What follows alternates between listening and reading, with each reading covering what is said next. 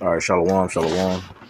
All right, before I get started, I want to give all praise and honor and glory unto Yahweh, Ba'ashem, Yahushai, Ba'ashem Rakakodash. All right, double honor to our apostle, Ilsbury Millstone, that ruled well and taught us the truth. And shalom, Wakasah, Lahabakyah, which means peace and mercy to the elect throughout the four corners, wherever you may be. All right, I'm the brother Amar from the branch of GMS Cleveland. Come back at you with another video. Lord, wants to be edifying to whomever may be watching.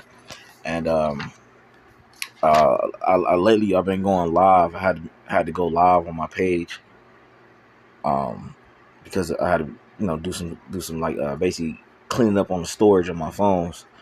So if you don't see the videos up, on my page, you have to look at the live part. Like you scroll over on the page, it has videos, and then it has live like lessons. So yeah, what I mean. I just want to throw that out there, but I finally got a chance to clear up some storage, and now I'm able to do regular videos, which I probably have to keep cleaning up the storage and to get it down lower. But anyway,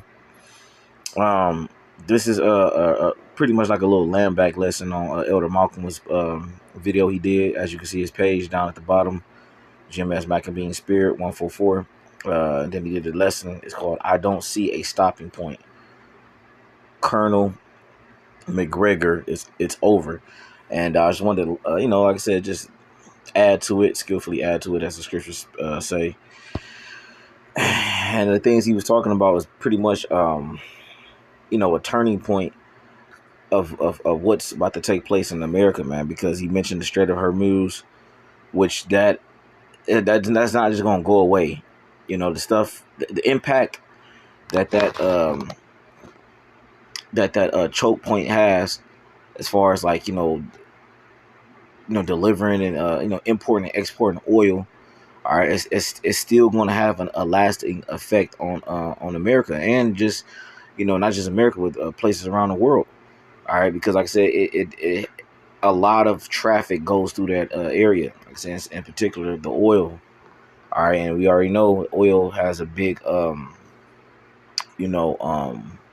impact on goods, on goods. All right, but anyway, so you can watch the video when you get a chance to, but I'm gonna get these scriptures started off in the book of 2nd Ezra chapter 16. I'll start from verse 3. It says, "A sword is set upon you." It says, "And who may turn it back?" And there's a question being posed right here. All right, the sword, all right, that's being sent. All right, is pretty much the different effects. All right, like the different plagues and the different effects that those plagues will have. And plagues can be obviously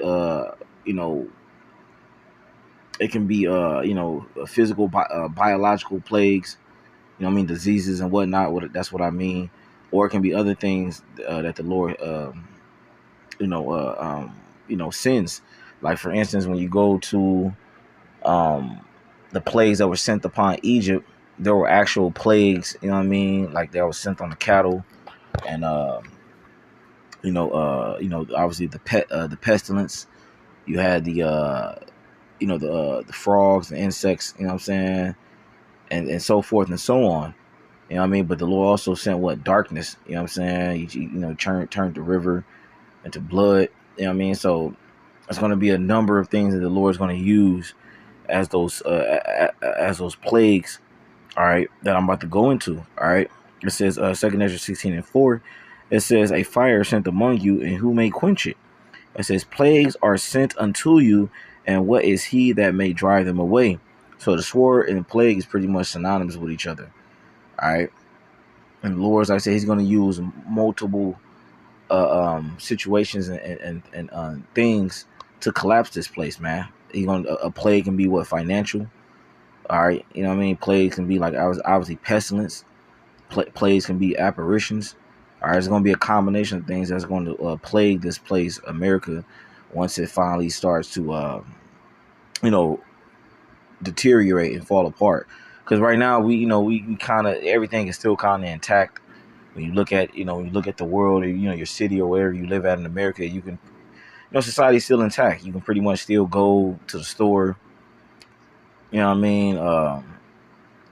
goods and services are still being brought to America. You know what I mean? Food is still, you know what I mean, being brought into the storehouses, as the scriptures talk about. But eventually, at some point, all right, those storehouses are gonna be what dried up.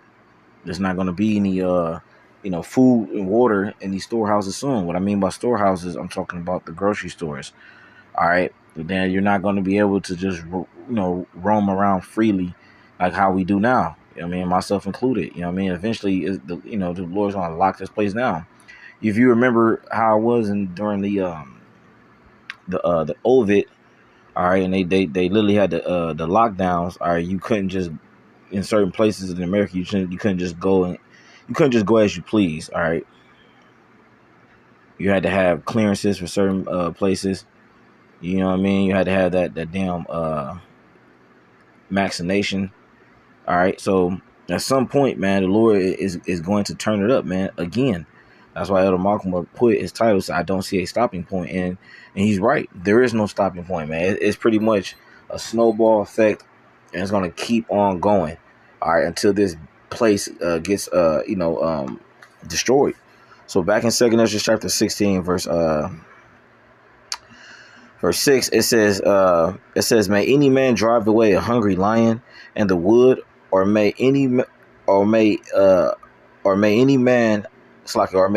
quench the fire and stubble. It says when it have begun to burn. All right, yeah, right. Once the stubble, you know what I mean, is burning, you know what I mean, you can't quench it in a way, you know what I'm saying, you put some water on it. But obviously in this case, man, the Lord is equating that to what the plagues hit in this place, man. All right, once everything is in effect and everything is on go mode, so to speak, ain't no turning back, man. All right, that's pretty much what the Lord is saying. All right, and it says, may one turn again the arrow that is shot of a strong archer. It says, the mighty Lord sendeth the plagues, and who is he that can drive them away? No one. That's the answer. All right, because there was a question being posed in the 8th verse and in the 7th verse.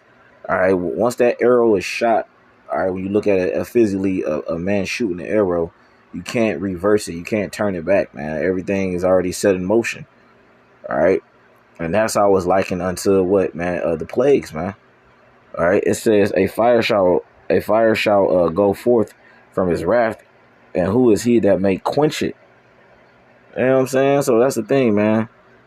Look, we pretty much waiting for a few more prophecies, man. All right, we pretty much waiting for a few more prophecies to take place. All right, and Lord willing, we get the hell out of here soon. But while people are looking and hoping for a better, brighter future, man, we hoping for the opposite, man. We hoping for this place to pretty much, man, be on its way out, man. All right, so let me get this last scripture, man. This is the book of Isaiah chapter 55, verse 10. It says, for as the rain cometh down and the snow from heaven, and runneth and returneth not thither, it says, but watereth the earth, and make it bring forth and bud, that it may give seed to the sower and bread to the eater. It says, so shall my word be that goeth forth out of my mouth. It shall not return unto me void, but it shall accomplish that which I please, and it shall prosper in the thing whereto I sent it, man. So there you go. All right, and the Lord has it to where his word is not going to go out void. Nothing that the Lord, everything that the Lord said was going to happen is going to come to pass. All right, there's nothing that the Lord said that's going to happen. It's not going to happen. Everything is going to happen. All right. So the things that Colonel Douglas is talking about, man, all right, he pretty much, in a roundabout way, he's telling you that the prophecy is going to be fulfilled, whether he acknowledge it or know it or not. All right, he's talking about the downfall and destruction of this place, man. All right, the recession is coming, is on its way.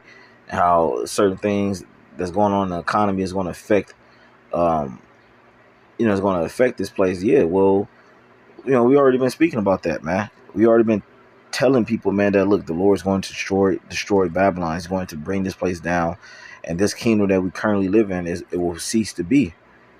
This is not going to be an ongoing kingdom. The only kingdom that's prophesied to to be forever is the kingdom of heaven, man.